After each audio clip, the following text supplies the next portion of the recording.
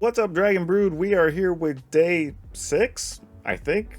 There's been a lot of days already, but day 6 of Crimson Vow, or Innistrad Crimson Vow previews. I can't even get this stuff straight. I will apologize for some being a little late. I've had some technological gremlins eating at some things, but I think we may have figured it out, so we should be able to get this up for you.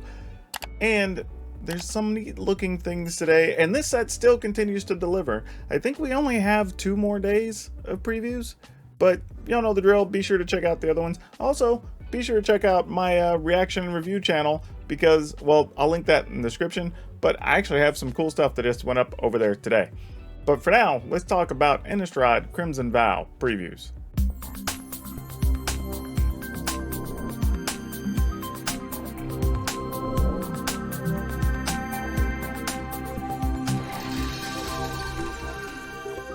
Alright, let's start with Mirror Hall Mimic. 3 colorless and a blue, 0/0 spirit. You may have Mirror Hall Mimic enter the battlefield as a copy of any creature on the battlefield except it's a spirit in addition to its other types. Disturbed of 3 blue. It enchants a creature. At the beginning of your upkeep, create a token that's a copy of the enchanted creature except it's a spirit in addition to its other types. If this would be put into the graveyard anywhere, exile it. This is interesting because obviously it's a spirit. It turned into an enchantment, which seems to be the theme that we have for spirits in Crimson Vow. So that all seems useful. I'm just not sure how efficient it's going to be at doing what they want to do. I think I'll probably still try 1 or 2 out in the spirits deck just to see if it works. The interesting thing though is it can copy any creature and it can enchant any creature when it comes into play. So that actually has to count for something. So I wouldn't completely discount this. I'm just not sure how efficient it is to where it'll find a permanent home. Alright, we have Voltaic Visionary. 1 red and a colorless for a 3/1 human wizard. Tap, Voltaic Visionary deals damage to you. Exile the top card of your library. You may play this card until end of turn. Activate only whenever you could cast a sorcery. When you play an exiled card with Voltaic Visionary, transform Voltaic Visionary.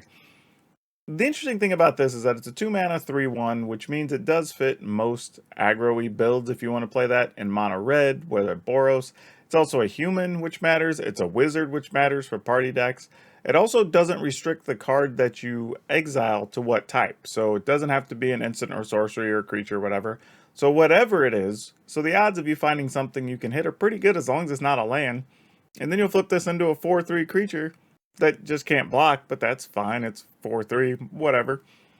So I actually kind of like this card. Now, I think it only really has a home if one of those themes you want to build is efficient enough, which I think they can be, but it is definitely something at least we should have a discussion about to see if it's even playable. Enrica Damnati, 2 colorless, black, 1/3, legendary creature, vampire, flying. At the beginning of combat on your turn, choose 1 that hasn't been chosen.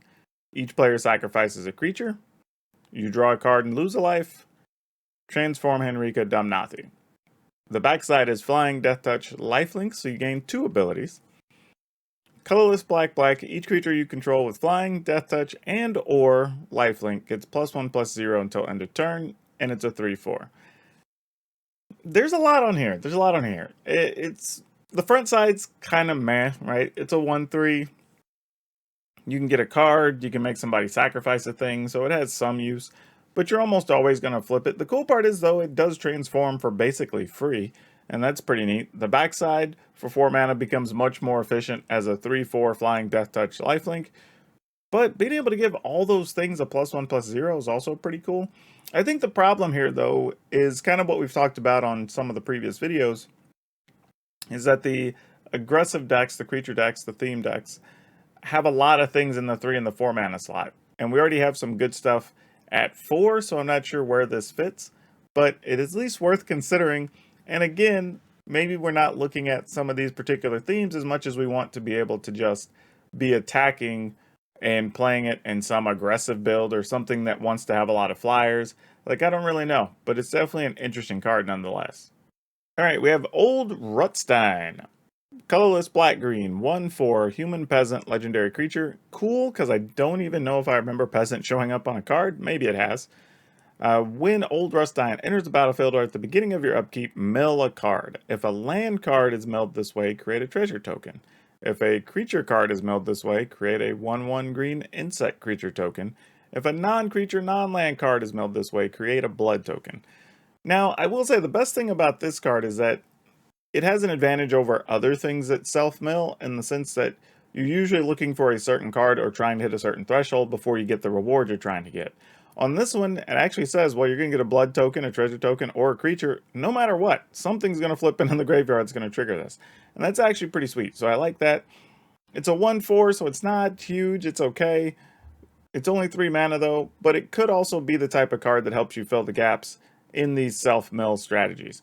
Alright, we have Graf Reaper, colorless and a black for a 3/3 exploit. When it comes into play, you can sacrifice a creature. When Graf Reaper exploits a creature, destroy target planeswalker, at the beginning of your upkeep, Graf Reaver deals 1 damage to you. So this is kind of like a throwback, right? Old cards used to have like super efficiency and then some drawback. Either cumulative upkeep, pay something during your upkeep, take life, lose a card, whatever. This fits that bill, but the interesting thing is you get the opportunity to maybe kill a planeswalker, which is nice. So you don't necessarily have to squeeze for cards to do that. And it is a very efficient 3/3 for 2. There is a slight drawback, but you could have things that gain life, or you just attack and get your opponent to kill it. So, I don't know. But I think if you're playing a hyper aggro deck, whether that's zombies or just mono black aggro, maybe even Rakdos aggro, this card could very well still be played. Wandering Mind, which is really weird art. It's just like a brain with wings and tentacles. I don't know what's going on here. Colorless, blue-red, 2/1, horror, flying. When Wandering Mind enters the battlefield, look at the top 6 cards of your library. That's a lot of cards. You may reveal a non-creature, non-land card from among them, put it into your hand, put the rest in the bottom of your library in a random order. Having to get a non-creature and non-land does matter, because a lot of times decks that play this are probably going to want to be the option to get land. I also don't know if this is particularly better than playing things like Deluge that we already have, you know, into the multiverse where you can scry and then draw. Because, I mean, granted, you're getting to see 2 more cards, and you're getting to pick the one thing, but the others just get you more cards, and you're still filtering the top. I feel like this is viable, but maybe, in a weird part of me, this feels like this could be better in older formats, but I could be wrong there. I'm just not sure where this fits just yet. Headless Rider, 2 colorless and a black for a 3/1. Whenever Headless Rider or another non-token zombie you control dies, create a 2/2 black zombie creature token. Yeah, this is just fine and efficient. It's a 3/1, so you're not going to really go to combat with it much. But anytime you lose something else, you get to replace it with a zombie, which is cool. So if nothing else, that at least gives you sweeper protection, unless, of course, they get exiled. But yeah, this is just fine. Good to play. Go for it. Glorious Sunrise, which I guess means the humans found a way to get daylight back. 3 colorless, green, enchantment. At the beginning of combat on your turn, choose 1. Creatures you control get +1/+1 and gain trample. Target land gains tap for 3 green. Draw a card if you control a creature with power 3 or greater. Or you gain 3 life. This card's interesting because it actually fits multiple strategy, right? If you're an aggressive deck, this could work. I don't know if you want to play this over Unnatural Growth. Probably it'd be easier to cast because it's 1 less green, but it also gives your creatures trample, which is kind of nice. Maybe in mid-rangey decks, this could be a thing that gives you more mana, because it gives you +3 mana effectively, or 2 more mana effectively, and also could let you gain life, so it fits there too. I mean, yeah, I don't know. This isn't like a great card, but I can see some builds where 1 or 2 of these in there would not be the worst thing. Blood Vial Purveyor. 2 colorless, black, 5/6, flying trample. Whenever an opponent casts a spell, that player creates a blood token. Whenever Blood Vial Purveyor attacks, it gets +1/+0 for each blood token defending player controls. It's a 5/6 vampire for 4 with flying and trample, so super efficient, obviously. That already gives it a leg up. I think the benefit this has really is that it can block a lot of the dragons. That's going to really cut off a lot of things. I think that does have a downside if Vampires ends up being a very popular deck to be played, because they can make a lot of use out of those blood tokens, or I guess anything that can really take advantage of the blood tokens. So that could be a little bit disappointing. As we also saw with Rutstein, even the self-mill decks might want to be able to discard and draw and put stuff into the yard and whatnot. So that could be a thing too. So you do have to be a little bit careful. I do think the card's still going to be played. I just don't know if it needs to be played in a vampire list. I mean, again, we talked about earlier in this video, the 3 and 4 mana slots are already crowded in some of these theme decks, so it's going to be a little bit tough. But, I mean, again, if you're just playing a really aggressive deck that happens to be playing black, this could be a card for you. And it flies and comes over the top, so, I mean, it keeps you from just getting chump blocked by pest tokens or even having to worry about random creature lands blocking it or whatever. So this is actually a pretty sweet card. I'm sure this has a lot of people hyped right now. Alright, and we have a Honeymoon Hearse. 2 colorless and a red. 5/5, trample, tap, it's a vehicle. Tap 2 untapped creatures you control. Honeymoon Hearse becomes an artifact creature until end of turn.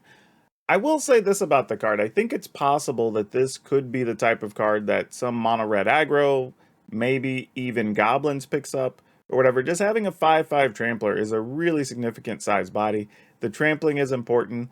So there's probably a few, or maybe even something just playing heavy token generators, right? Splashing red for this. At the end of the day, though, I would say it's just neat, could be useful. Maybe there's a world where it exists, possibly to dodge sweepers. I don't know.